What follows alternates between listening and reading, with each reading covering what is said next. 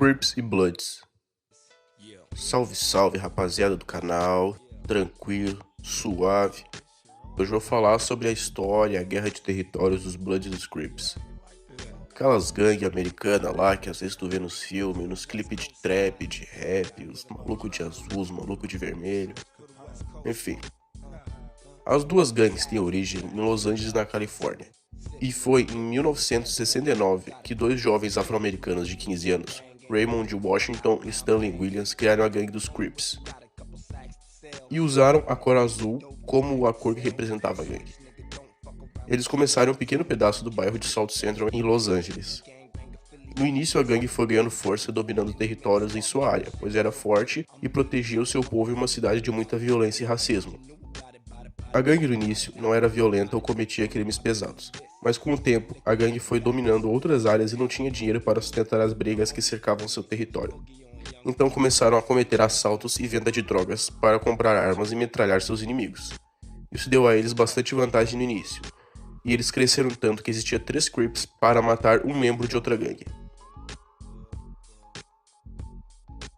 Com isso, na região de Compton, onde os Crips estavam chegando perto, havia uma poderosa gangue, mas não tão poderosa quanto os Crips, que era os Pyros.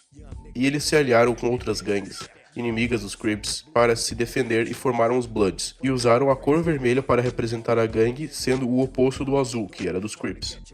A guerra se estendeu por anos, e as duas gangues começaram a dominar territórios em South Central e Inglewood, e se matar quase todos os dias em guerras sangrentas. Onde nesse caso, os Bloods deceparam os Crips. Havia uma outra gangue poderosa na região que fez aliança com os Crips, e logo se juntaram a eles. Em Compton, os Crips estavam se aliando e dominando todos os outros territórios que não eram dos Bloods, para deixar a guerra mais parelha e não dar muita vantagem aos Bloods. Enquanto isso, em South Central, os Crips tinham cada vez mais controle e os Bloods iam perdendo força e territórios também. Os Crips começaram a expandir para o leste em Southgate, mas arrumou uma briga com a gangue mexicana dos Locos. E no oeste, em Inglewood, os Bloods iam ganhando força. Em Watts, os Crips tinham total controle da região, mas os Bloods foram tomando território e se tornaram mais influentes. Com isso, os Crips precisavam de mais dinheiro para fortificar seu exército. Então, como resultado de algumas misturas, os Crips criaram uma droga chamada crack. No início era só eles que sabiam fazer e os únicos que vendiam, e era uma droga barata e viciante. E isso fez a gangue enriquecer muito e desmontar os seus inimigos sem ter problemas financeiros. Os Crips expandiram seus territórios para lugares mais longe da sua região, e também entraram em guerra com várias outras gangues. Também se espalharam para outras partes do país, mas esse é assunto para outro vídeo. Os Crips então expandiram para o leste e compraram briga com a imensa gangue mexicana dos Vários. Em Santa Mônica encontraram mais loucos para brigar, e também expandiram para o sul, onde houve uma grande diversidade de gangue. Em Long Beach, os Crips brigavam com os Longos, gangue chicana, e na região de Carson a briga estava entre Bloods, Crips, Locos, Vários e Wilmas. Enquanto isso, em Gardena, as coisas não estavam bem para os Vários, pois foram atacados pelos Crips, e depois expandem mais para o sul de Gardena. Então, alguns Vários emputecidos formam um exército e se metem no meio da parada na cruzada das avenidas, um ótimo ponto de venda de drogas que os Crips e os Bloods perderam. Enquanto no resto da cidade a guerra não parava, e foi na década de 80 que a coisa piorou e as gangues começaram a ficar muito violentas.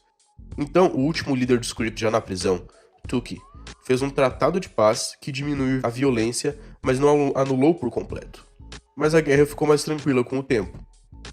Em 1988, o grupo de rap NWA surgiu em Compton e recebeu completo apoio da população e ajuda das gangues Crips e Bloods, pois os membros faziam parte delas ou eram afiliados. Isso incentivou as gangues a se unirem e lutar contra a polícia, que abusava do poder matando e torturando culpados inocentes. Até tem um filme que fala sobre isso, Straight Outta Compton. Depois da vitória das gangues, que diminuiu muito a influência da polícia nas cidades onde eles dominavam, as gangues voltaram com as guerras pesadas, muitas delas por influências de rappers, clipes de rap e coisas do tipo. Os clipes não tinham mais um líder exato, mas eram divididos em sets. Em cada set tinha alguém que comandava. Mas Snoop Dogg e Eazy-E foram os principais artistas que levou a gangue a crescer na época, pois eram símbolos de um verdadeiro Crip. Já do outro lado, os Bloods nunca tiveram um líder exato, desde seu início. Mas um de seus membros, Chuck Knight, tinha influência na maioria dos territórios Bloods e era bastante respeitado. E ele era um gangsta poderoso envolvido em vários crimes, e praticamente era dono de uma das maiores gravadoras da época, a Death Row. Com isso, os Bloods respeitavam ele e o consideravam um exemplo de um líder, um exemplo de um verdadeiro Blood. Ainda mais que ele tinha dinheiro, fama e nunca deixou de representar a gangue. Com as tretas de Shug com o AZ e outros membros dos Crips, as duas gangues voltaram a se odiar tanto ao ponto de uma matança. Nunca deixaram, apenas tinham parado um pouco com a briga, levando Compton a mais guerras, onde os Crips invadiam territórios Bloods e os Bloods invadiam territórios Crips. Os vários também atacam os Bloods em Willowbrook. E ali perto, os Bloods tomaram uma importante região para os Crips. Em Salt Central, a coisa estava bem parelha. Em Watts, a putaria nunca parou. Os caras se matavam quase todo dia, né? É complicado. Com o avanço dos Crips em Watts, os vários se metem na parada e dominam territórios. Aproveitando a situação, os Crips expandem mais na região leste graças a seu exército.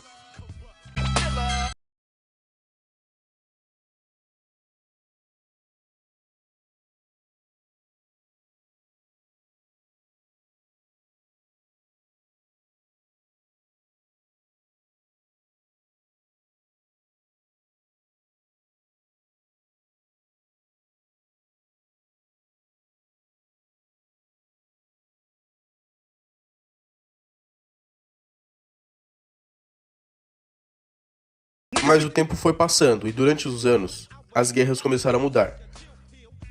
As brigas por território não eram mais as mesmas. Não eram tão grandes, pois nessa altura não tinha mais como dominar um bairro inteiro, por vários fatores, incluindo que seria muito difícil reunir um exército gigantesco e causaria uma matança, que nessa época já é uma coisa mais difícil de acontecer. E eles ficavam mais entrincheirados em suas regiões, em seus bairros e em seus becos. Os Bloods invadiam territórios de Crips, matavam e roubavam suas drogas e dinheiro e vice-versa. E as guerras eram menores, como um tiroteio para dominar uma esquina ou um beco, às vezes só por $500 em cocaína, não precisava ser grandes coisas. E não eram mais em grandes movimentos, em grandes grupos de gangues. A coisa ficou mais dividida. Eles não se reuniam mais em grandes grupos, pois chamava muita atenção e também é um jeito mais fácil de conseguir dinheiro, por si só.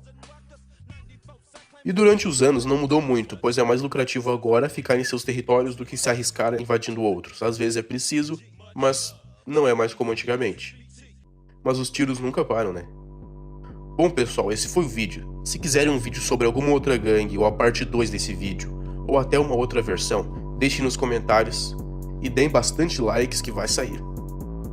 Dignidade rica, tô na vida rica, não sou uma falsa, já fica a dica. Os moleque é foda, os moleque é pica, varrendo invejoso com minha cima zica. No topo me encaixo e vou ficar, os cobra embaixo vai virar. Minha rima é meu bonde, só vai ganhar. Trap louco de cruz vai te viciar. Minha cidade é pequena e forte, ganha no esquema no norte.